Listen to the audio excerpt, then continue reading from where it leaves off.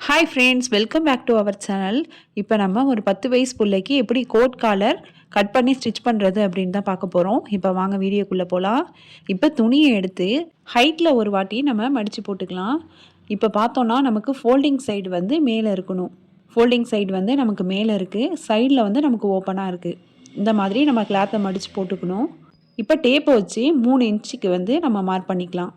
ஃபுல்லாக லைனாக மார்க் பண்ணிக்கலாம். அப்போ தான் நம்ம கோடு போடுறப்ப அளவு மாறாமல் இருக்கும். இப்போ அந்த 3 இன்ச்சில் மார்க் பண்ணோம்ல, கரெக்டாக அங்கே ஒரு கோடு போட்டுக்கலாம். இப்போது மேலேருந்து கீழே ஒரு 3 இன்ச்சுக்கு மார்க் பண்ணி அங்கேயும் ஒரு லைன் வரைஞ்சிக்கலாம். நான் 3 இன்ச்சு அகலத்துலேயும் 3 இன்ச்சு உயரத்துலேயும் மார்க் பண்ணியிருக்கேன். நெக்கு அகலமாக வேணான்னு நினச்சிங்கன்னா நீங்கள் 2 இன்ச்சு அகலத்துலேயும் 2 இன்ச்சு உயரத்துலேயும் மார்க் பண்ணிக்கலாம். இந்த லைனில் தான் நம்ம ஷோல்டர் மார்க் பண்ண போகிறோம். ஷோல்டர் வந்து 7 இன்ச்சுக்கு மார்க் பண்ணிக்கலாம். நம்ம கோட் ஸ்டிச் பண்ணுறதுனால ஷோல்டரில் எந்த அளவையும் மைனஸ் பண்ணக்கூடாது. நமக்கு ஃபுல் ஷோல்டர் எவ்வளோ வருதோ அதை 2ஆல் டிவைட் பண்ணி நம்ம அப்படியே மார்க் பண்ணிக்கணும். இதுக்கப்புறம் நம்ம ஷோல்டர் ஸ்லோப் 1/2 இன்ச்சு கொடுத்துக்கலாம். கொடுத்துட்டு ஸ்லாட்டிங்காக ஒரு லைன் போட்டுக்கலாம். ஆம் ஹோலும் 7 இன்ச்சில் மார்க் பண்ணிக்கலாம். 1/2 இன்ச்சு எக்ஸ்ட்ரா வேணாலும் எடுத்துக்கலாம் கோட்டுக்கு. ஏன்னா நமக்கு வந்து கோட்டுக்கு ஆம் ஹோல் சைடு வந்து டைட்டாக இல்லாமல் லூஸாக இருக்கணும். அதுக்காக நமக்கு கூட குறைச்சி எடுத்துக்கலாம். ஃப்ரெஞ்ச் கர்வ் ஸ்கேலை வச்சு ஆம் ஹோலை வரைஞ்சி விட்டுடலாம். இதுக்கப்புறமா நம்ம அப்பர் பாடி மார்க் பண்ணிக்கலாம். அப்பர் பாடி எவ்வளோ இன்ச் வருதோ அதை 4ஆல் டிவைட் பண்ணி அதோட ஒரு இன்ச்சு வந்து நம்ம லூஸ்க்காக ஆட் பண்ணிக்கணும். தையலுக்காக 2 இன்ச்சு ஆட் பண்ணிக்கணும். இப்போ வந்து எனக்கு 10.5 இன்ச் வருது. அதை மார்க் பண்ணி ஒரு லைன் வரைஞ்சிக்கிறேன். இதுக்கப்புறமா நம்ம கட் பண்ணி எடுத்துடலாம். மேலே 3 இன்ச்சு ஹைட்டில் நம்ம மார்க் பண்ணோம்ல, அதுலேருந்து நம்ம இதே மாதிரி கட் பண்ணிக்கலாம். பிகினர்ஸாக இருந்திங்கன்னா துணியை வந்து கொஞ்சம் எக்ஸ்ட்ரா விட்டு கட் பண்ணிக்கலாம். நம்ம ஸ்டிச் பண்ணதுக்கப்புறமா எக்ஸஸான ஒரு துணியை வந்து கட் பண்ணி எடுத்துக்கலாம். நம்ம 3 இன்ச்சு அகலத்தில் ஒரு லைன் வரைஞ்சிருந்தோம். அதே 3 இன்ச்சு அகலத்தில் கேன்வாஸ் கட் பண்ணி எடுத்திருக்கேன். அதை வந்து நம்ம உள்பக்கமாக கொடுக்கணும். இந்த மாதிரி துணியை மேலே வச்சுட்டு நம்ம அயன் பண்ணிக்கணும். இப்போ அயன் பண்ணிவிட்டு காட்டுறேன். இப்போ வந்து நம்ம அயன் பண்ணியாச்சு. இந்த மாதிரி உள்பக்கமாக கேன்வாஸ் வச்சு நம்ம அயன் பண்ணோம்னா நம்ம வந்து ஸ்டிச் பண்ணுறப்ப அது நல்ல க்ரிப்பாக இருக்கும். இதுக்கப்புறம் பேக் பார்ட்டை மார்க் பண்ணிக்கலாம். ஃப்ரண்ட் பார்ட் எடுத்து இந்த மாதிரி மேலே போட்டுக்கலாம். ஃபோல்டிங் சைட் பக்கம் நம்ம நெக்கை வச்சுக்கலாம். மேலே எக்ஸ்ட்ரா 3 இன்ச் மார்க் பண்ணோம்ல, அதை தனியாக மேலே விட்டுறணும். அதுக்கு கீழே நம்ம ஷோல்டர் மார்க் பண்ணோம்ல, அந்த லைன்லேருந்து பேக் பார்ட்டில் நம்ம ஆம்ஹோல்லேருந்து எல்லாம் அதே ஷேப்பில் வரைஞ்சி விட்டுக்கலாம். இதுக்கப்புறமா நம்ம பேக் பார்ட்டை கட் பண்ணி எடுத்துடலாம். இதுக்கு நெக்கு நம்ம எப்படி கட் பண்ணுறதுன்னு ஸ்டிச் பண்ணுறப்போ பார்க்கலாம். இதுக்கப்புறம் நம்ம ஃப்ரண்ட் பார்ட் எடுத்துக்கலாம். ஃப்ரண்ட் பார்ட்டில் வந்து மேலேருந்து நம்ம ஒரு 3 இன்ச் மார்க் பண்ணோம். அதுலேருந்து கீழே ஒரு 4 இன்ச் மார்க் பண்ணிக்கலாம். மொத்தமாக நமக்கு மேலேருந்து கீழே 7 இன்ச்சுக்கு ஒரு மார்க் பண்ணிவிட்டு அந்த இடத்துக்கிட்ட ஒரு லைன் வரைஞ்சிக்கலாம். 2 இன்ச்சு அகலத்தில் ஒரு லைன் போட்டுக்கலாம். ஸ்கேலை வச்சு வி ஷேப்பில் அந்த லைனை வரைஞ்சி விட்டுடலாம். ஏன்னா நம்ம வந்து வி ஷேப்பில் அங்கே தையல் போட போகிறோம். நம்ம தையல் போட்டுட்டு அதுக்கப்புறமா கட் பண்ணிக்கலாம். அப்போது தான் அளவு மாறாமல் இருக்கும். இப்போ இந்த சைடு நம்ம கரெக்டாக போட்டுட்டு தட்டி விட்டோம்னா 2 சைடும் ஒரே மாதிரியே மார்க் வந்துடும். இன்னொரு பக்கமும் அதே மாதிரி வி ஷேப்பில் வரைஞ்சி விட்டுடலாம். இந்த மெத்தடில் நம்ம மார்க் பண்ணோன்னா அளவு மாறாமல் கரெக்டாக இருக்கும். இப்போ நம்ம ஸ்டிச் பண்ணிக்கலாம். வி ஷேப்பில் நம்ம வரைஞ்சிருந்தோம்ல, அந்த இடத்துக்குள்ள சிசரை வச்சு நம்ம கட் கொடுத்துக்கலாம். இதுக்கப்புறமா நம்ம வி ஷேப்பில் தையல் போட்டு எடுத்துக்கலாம். தையல் போட்டதுக்கப்புறமா நம்ம தையல் வரைக்கும் சிசரை வச்சு கட் பண்ணிடலாம். அப்போது தான் நம்ம திருப்புறப்ப நமக்கு ஃபினிஷிங்காக இருக்கும். இன்னொரு சைடும் நம்ம அதே மாதிரியே ஸ்டிச் பண்ணிக்கலாம். வி ஷேப்பில் ஸ்டிச் பண்ணிவிட்டு துணியை இந்த மாதிரி நல்ல பக்கமாக எடுத்து விட்டுக்கலாம். இப்போது இந்த மாதிரி தான் இருக்கும்.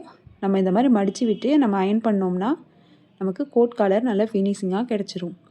இதுக்கப்புறம் எப்படி பேக் பார்ட்டை ஜாயின் பண்ணுறதுன்னு பார்க்கலாம். ஃப்ரண்ட் பார்ட்டில் நம்ம வந்து காலரை வந்து இந்த மாதிரி எடுத்து விட்டுடலாம். எடுத்து விட்டு பார்த்தோன்னா நமக்கு பா ஷேப்பில் வந்திருக்கும். ஏன்னா அந்த ஷோல்டர் நெக்கெலாம் சேர்த்து நமக்கு அந்த மாதிரி பா ஷேப்பில் வந்திருக்கும். இப்போ வந்து நம்ம அதை வந்து சென்டர் கட் பண்ண போகிறோம். சென்டரில் நாட்சஸ் கட் பண்ணிக்கலாம். இதுக்கப்புறமா பேக் பார்ட் எடுத்துக்கலாம்.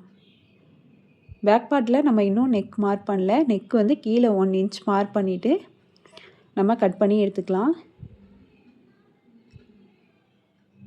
இதுக்கப்புறமா நம்ம சென்டரில் நாட்சஸ் கட் பண்ணிக்கலாம். ஃப்ரண்ட் பார்ட்டில் நம்ம சென்டரில் நாட்சஸ் கட் பண்ணோம்ல, அதுக்கு மேலே இந்த பேக் பார்ட்டில் நாட்சஸ் கட் பண்ண ரெண்டுத்தையும் ஒன்றா மேட்ச் ஆகிற மாதிரி வச்சுக்கலாம். வச்சுட்டு நம்ம ஃபுல்லாகவே ஸ்டிச் பண்ணிக்கலாம். ஷோல்டர்லேருந்து ஃபுல்லாகவே நம்ம ஸ்டிச் பண்ணிக்கலாம். நமக்கு பா ஷேப் வரோம்ல, அந்த கார்னர் கிட்ட வந்து நம்ம லைட்டாக சிசரால் நாட்சஸ் கட் பண்ணிக்கலாம். இல்லைன்னா நமக்கு அந்த இடத்துக்கிட்ட கொஞ்சம் ஷார்ப்பாக வரும். அதனால் கொஞ்சம் நாட்சஸ் கட் பண்ணிவிட்டு நம்ம ஃபுல்லாகவே ஷோல்டர் ஜாயின் பண்ணிடலாம். பொறுமையாக 2 துணியும் சேர்த்து ஒரே அளவுலேயே நம்ம தையல் போட்டுக்கலாம். சென்டரில் உள்ள நாட்சஸ் வந்து 2 துணியும் கரெக்டாக மேட்ச் ஆகுதான்னு பார்த்துட்டு நம்ம ஸ்டிச்சஸ் போட்டுக்கலாம். ஃபுல்லாகவே நான் ஸ்டிச் பண்ணிவிட்டு காட்டுறேன். இப்போது ஸ்டிச் பண்ணியாச்சு. த்ரெட்டை கட் பண்ணிடலாம். இதுக்கப்புறம் நம்ம கொஞ்சம் நாட்சஸ் கட் பண்ணிக்கலாம். அப்போ தான் அந்த ஷோல்டர் ஜாயின் பண்ணோம்ல, அதோட ஃபினிஷிங் வந்து நமக்கு நல்லாயிருக்கும். ஏன்னா நமக்கு பா ஷேப்பில் வந்ததுனால கொஞ்சம் ஷார்ப்பாக இருந்துச்சுன்னா அது அந்தளவுக்கு ஃபினிஷிங்காக இருக்காது. இப்போ நாட்சஸ் கட் பண்ணிவிட்டு நம்ம பார்த்தோம்னா நல்லா ஃபினிஷிங்காக இருக்கும். இந்த மாதிரி தான் இருக்கும்.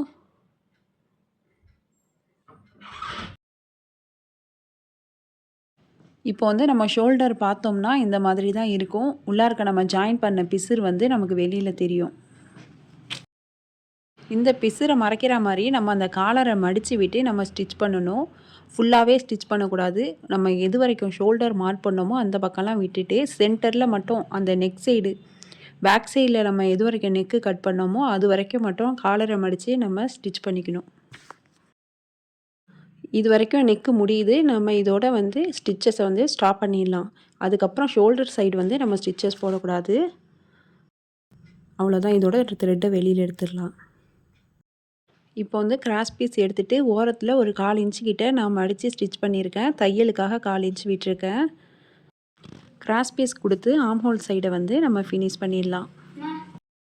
இந்த காலர் கோட் மெத்தட்லேயே நீங்கள் ப்ளவுஸ்க்கு காலர் வைக்கணுன்னாலும் இதே மெத்தடை வந்து நீங்கள் யூஸ் பண்ணிக்கலாம்.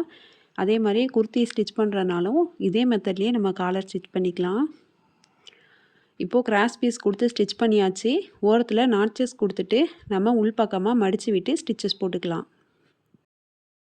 பேசிக்காக ஷோல்டரோட அளவு, ஆம்ஹோலோட அளவு, அப்பர் பாடியோட அளவு வச்சு நம்ம இதே மெத்தட்லேயே மார்க் பண்ணி நம்ம ஸ்டிச் பண்ணிடலாம்.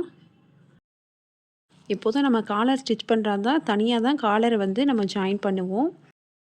இந்த மெத்தடில் நம்ம ஸ்டிச் பண்ணோன்னா பார்க்குறதுக்கு ரெடிமேட் ஃபினிஷிங்கில் நீட்டாக இருக்கும். அதே மாதிரி நமக்கும் ஸ்டிச் பண்ணுறதுக்கு ஈஸியாகவும் இருக்கும். இப்போ ஒரு சைடு வந்து நம்ம ஃபினிஷ் பண்ணியாச்சு. இதே மாதிரி இன்னொரு ஆம்ஹோல் சைட்லேயும் கிராஸ் பீஸை கொடுத்துட்டு நம்ம ஃபினிஷ் பண்ணிக்கலாம். கிராஸ் பீஸ் கொடுத்து ஆம்ஹோல் சைடில் நம்ம ஃபினிஷ் பண்ணியாச்சு. நம்ம உள்பக்கம் பார்த்தாலும் நீட்டாக இருக்கணும் பார்க்குறதுக்கு. இந்த மாதிரி உள்பக்கமும் பிசுறுலாம் தெரியாமல் இந்த மாதிரி நம்ம மடித்து ஸ்டிச் பண்ணியிருக்கணும். இதுக்கப்புறமா பேக்கையும் ஃப்ரண்ட்டையும் ஒரே அளவாக வச்சுட்டு நம்ம சைட் ஜாயின் பண்ணிக்கலாம். ஸ்டார்டிங்கில் நம்ம பேக் ஸ்டிச் போட்டுட்டு நம்ம தையல் ஆரம்பிக்கலாம். எண்டில் வரப்பையும் நம்ம பேக் ஸ்டிச் போட்டுட்டு தையலை வந்து முடிச்சு விட்டுடலாம். அதே மாதிரி கீழே நம்ம தையலுக்காக 1 இன்ச்சு விட்டோம்ல, அதை வந்து மடித்து ஸ்டிச் பண்ணிக்கலாம். இப்போ ஒரு சைடு ஃபினிஷ் பண்ணியாச்சு. தையல் எவ்வளோ நீட்டாக இருக்குன்னு பாருங்கள். இன்னொரு பக்கமும் அதே மாதிரி ஃபினிஷ் பண்ணிக்கலாம். அவ்வளோதான். இப்போ நமக்கு காலர் கோட் ரெடி ஆகிடுச்சு. எவ்வளோ சிம்பிளாக ஸ்டிச் பண்ணியாச்சுன்னு பாருங்கள். இந்த மாதிரி நீங்களும் ஸ்டிச் பண்ணி பாருங்கள். இந்த வீடியோ உங்களுக்கு யூஸ்ஃபுல்லாக இருந்துச்சுன்னா லைக் பண்ணுங்கள், ஷேர் பண்ணுங்கள், கமெண்ட் பண்ணுங்கள். மறக்காமல் சிவ்வி சாய்ரா சேனலை சப்ஸ்கிரைப் பண்ணிவிட்டு பக்கத்தில் உள்ள பெல் ஐக்கானை கிளிக் பண்ணிவிடுங்க. அப்போ தான் நான் போடுற வீடியோஸ்லாம் உங்களுக்கு நோட்டிஃபிகேஷனில் வரும். தேங்க்ஸ் ஃபார் வாட்சிங்.